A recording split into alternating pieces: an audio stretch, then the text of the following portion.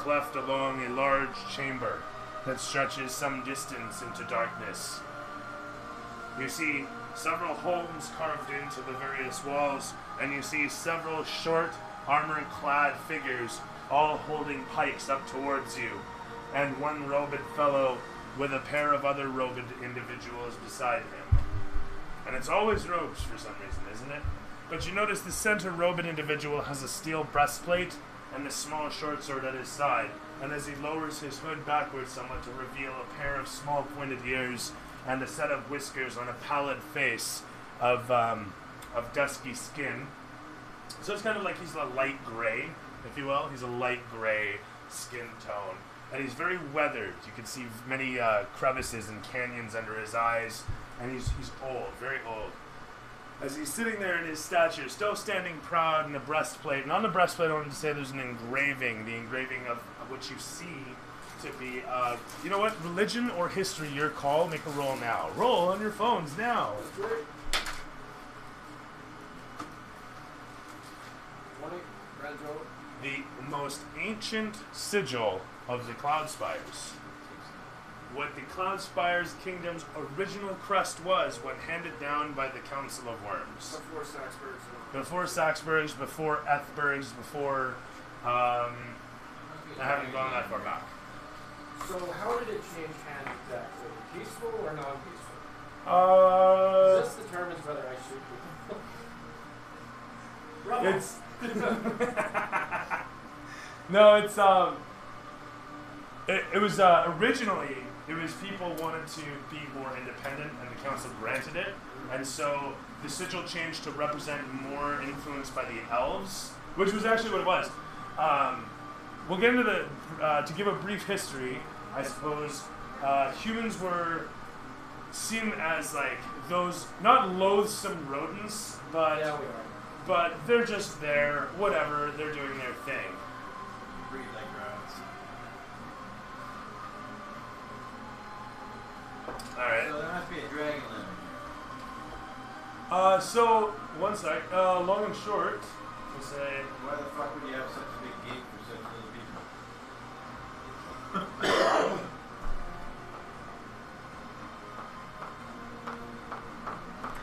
so, right, that's the question.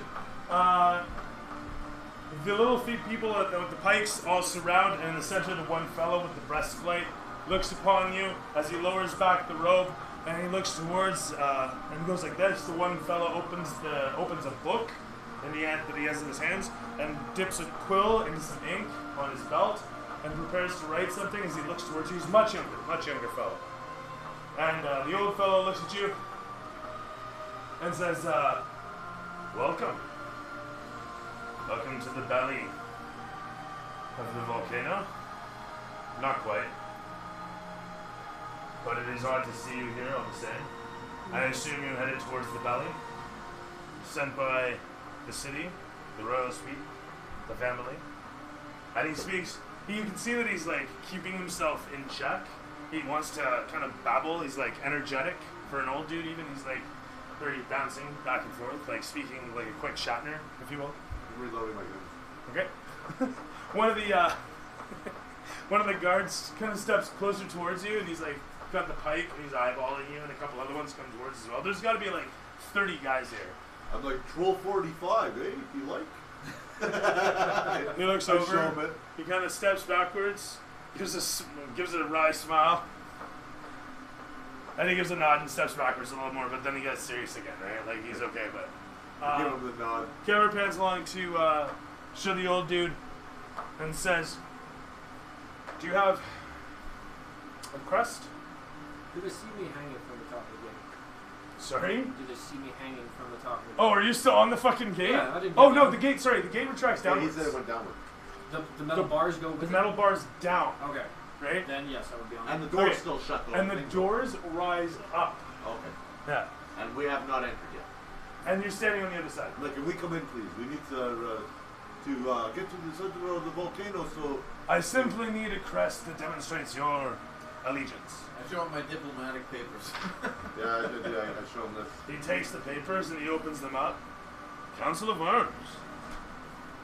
The dragons themselves. He holds it back towards you. And he looks towards the cave. Quite the feat that you have accomplished. And he looks over. You! And John Quist steps forward. A pleasure to see you once again, sir. And he takes a knee down.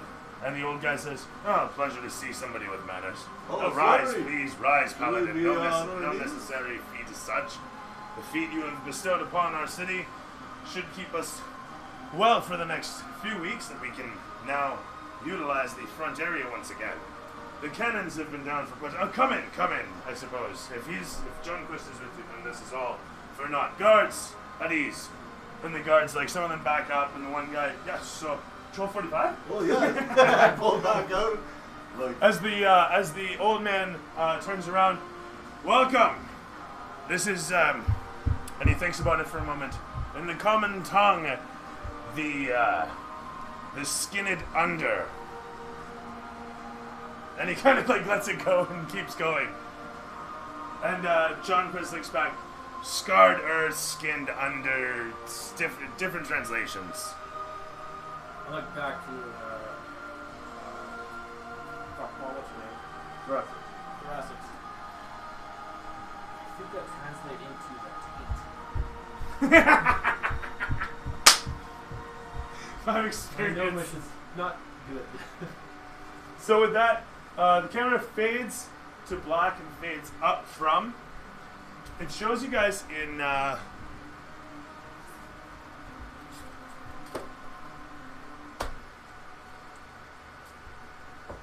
Actually, you know what? It shows you guys in a chamber rife with many talking gnomes who are conducting all sorts of discussions you assume about yourselves. These humans who've just arrived who are of such interest, such curiosity. Who are they? Where are you from? What are you doing here? What are you after? And John Quist is trying to settle everybody down. But he's got his own questions. Where have you been all this time, John Quist? What have you been doing? It's been years. Where have you been? What have you been doing since you were here last? Etc., etc. I say to one of the gnomes, like, not this sweet and not early, which means my pencil is dull. It's the only thing I know in Gnomish. Why do I not believe you? 5 experience, I don't care how true it is. It's true enough for our world. With A that... gnome in the bar. We were drinking together one night. Never saw him again, but he taught me how to say that. That's fantastic stuff, I want you to know. Sorry, I'm just looking for an appropriate... I haven't had to play happy music for some time. Sorry? What was it you said, Paul? My pencil is dull. No, but say it. Oh, you want to hear it again? No, that's sweet. Yes, it means my pencil is dull. I think I said it right. The wife is saying the same thing about mine, as a matter of fact. You know what I found works? Roots. Just any sort of roots. That's what the alchemist has given me. It's worked out well. Are they little blue roots? Yeah, for my little blue roots. It's worked out well, like I said. Yeah, I would recommend it. Anyway. I think that gnome lied to me about what that meant. Sharpen a pencil with roots. Yes, this does not sound right. I'm not sure what I said. As you guys are situated in this chamber, sorry, it is lit by amethysts that glow with a strange light, blue and purple. Very bright. Somewhat. And they burn, actually, inside them. You can see little flames at first, but then you focus in on one, and you see that it's a little figure dancing inside it. Oh, sure, you trapped little creatures in there. That's what it is. The one gnome looks at you. What? Right there. Oh. And he walks away, and he grabs a drink, and he starts talking. Right? So, all these darkies and lighties walking around, they don't know what to make of you, but you've been welcomed in. You're situated in this chamber. Music plays. I tell Buddy we need to move. What's his name? The old guy John finally sits down with you. John Quist is situated across from you, the paladin. The old guy has introduced himself as Rothamar.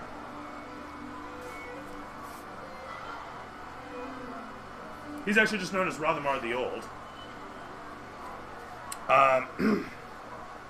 The only other detail to note is the captain of the guard there. His name will be. This is the city of what? What's it called? The city of. What did I say? It's Scarred Under. You had it on map. Look at it on map.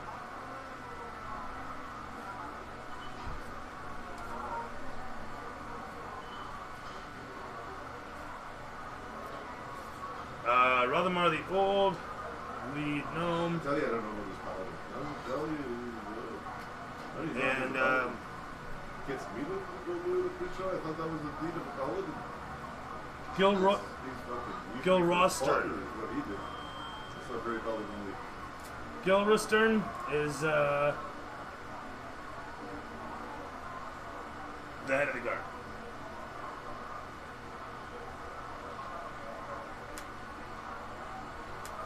So, the chamber in particular also has a pool of water in it that is not affected by the volcanic activities.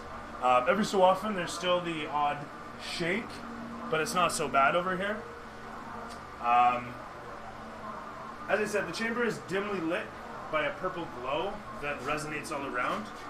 And actually, I'm going to do that. I'll do that. I'll do that.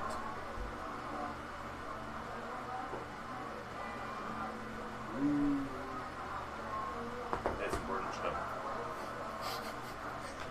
So,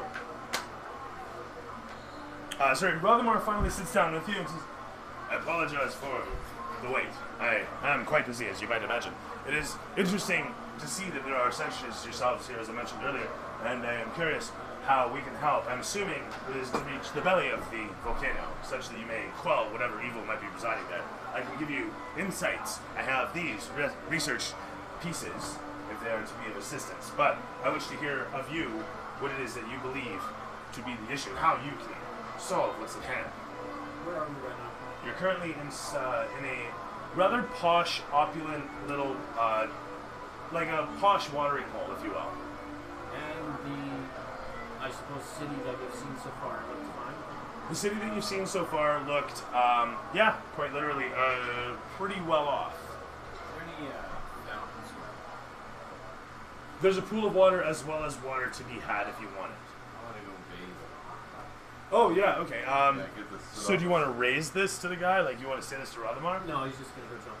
You have Like, to you want to just go jump in the Birds fountain? do in the that. back? They just jump in fountains and fucking start cleaning. Oh yeah, fair enough. So it is what it is. You start actually bathing in the fountain at the back of the chamber.